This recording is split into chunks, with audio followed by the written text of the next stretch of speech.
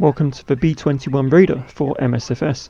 This freeware airplane is based on Northrop Grumman's recently announced stealth model.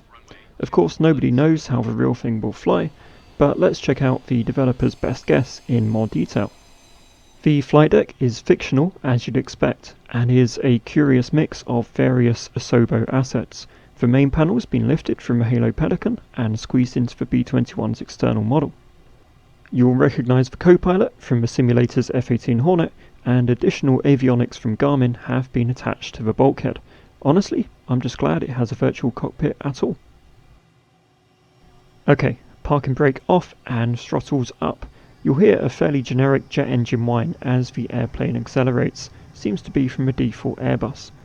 Rotating around 200 knots and raising the gear, I immediately notice the B-21 is very sharp in roll, but a little slow in pitch.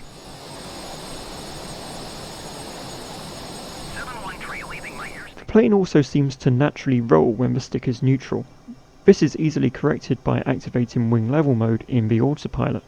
As an aside, the airplane will comfortably climb at 2,000 feet per minute.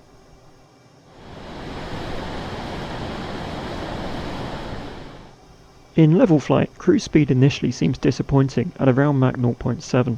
However, at full dry throttle, the power indicator on the PFD is only at 80%. That's right, the B-21 has Afterburners. You can activate these with Shift and F4. At cruise, with Afterburners active, the B-21 holds Mach 0.8 with 50% fuel and a default loadout. The autopilot's very stable and you can easily climb, navigate and descend. But for now, let's try some manual aerobatics. With an idle throttle, we nudge the nose into a dive and eventually push over to inverted flight.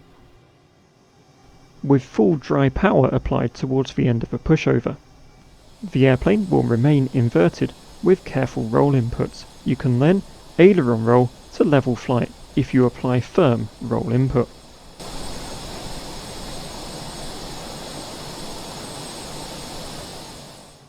There's one last test for this B-21. What's it like to land? The B-21 has no flaps, a slippery profile and a ton of natural lift, so approach is mildly terrifying. With idle throttle on a regular glide slope, approach speed seems to be around 200 knots.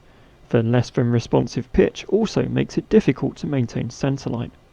Although we're flying manually here, I did note that autopilot adjustments are too slow to follow the localizer. It's also best not to flare near touchdown.